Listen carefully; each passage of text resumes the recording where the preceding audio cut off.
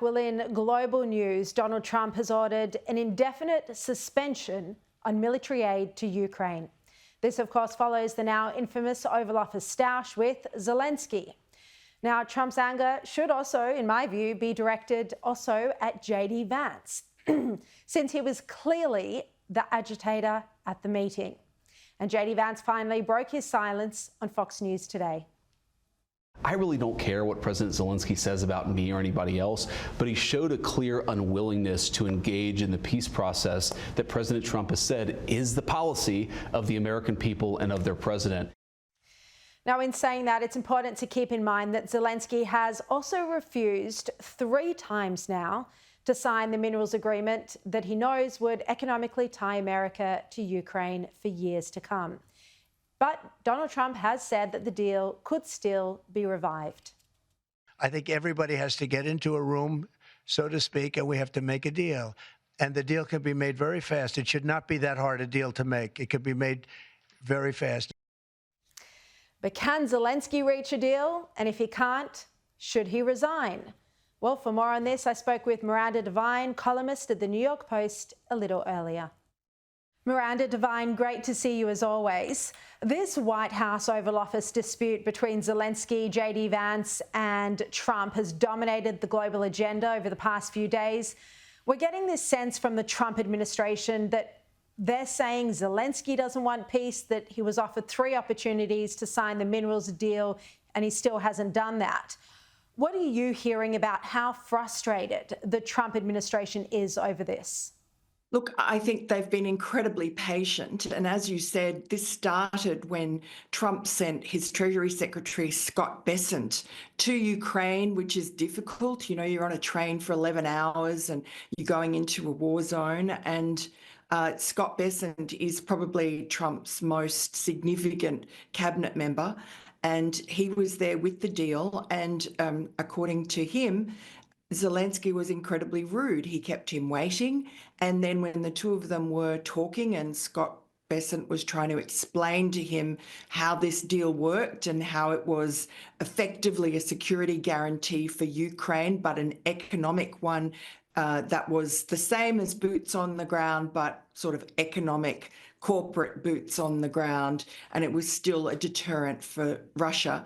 Zelensky just started shouting. And you know, he was also completely unhelpful in Munich when they tried again. Keith Kellogg, who's the former general that Trump's brought in as his sort of envoy to Ukraine to work out these peace deals, he is a very patient and a very dignified man, and he finally had enough, and he was getting on the train to go home, just basically quitting in disgust. And then some of the people around Zelensky quickly rushed some documents to the train so he could sign them so they could get to the next phase. And it was Zelensky's people who insisted that Zelensky come and sign this deal, this minerals deal, rare earths deal, at the White House. And that was all set up.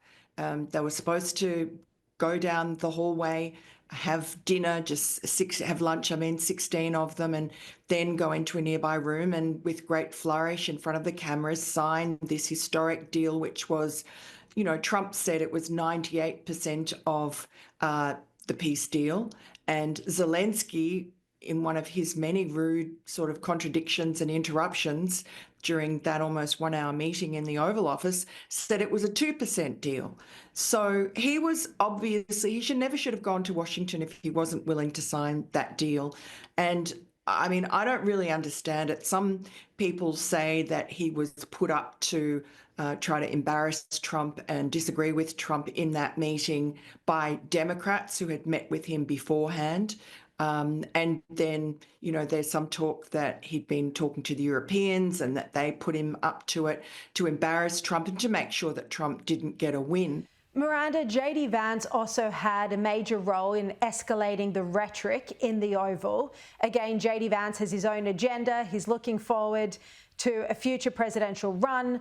Trump's goal for his term currently is to end the war in Ukraine and Russia. He wants to be the president that solved this war. So how do you think this conflict these tensions might continue to play out between Trump's agenda and Vance's? No, they're not at odds at all. There's no distance between them at all. They are speaking as one. And if you watch the entire meeting, the provocation is coming entirely from Zelensky for the first 43 minutes. So after he snapped at JD Vance, that was when Trump decided I've had enough, and you could see it. And he was still very controlled. People say he lost his temper. That was a man who was not losing his temper, but he was being firm, and he'd given up any pretense of being cordial.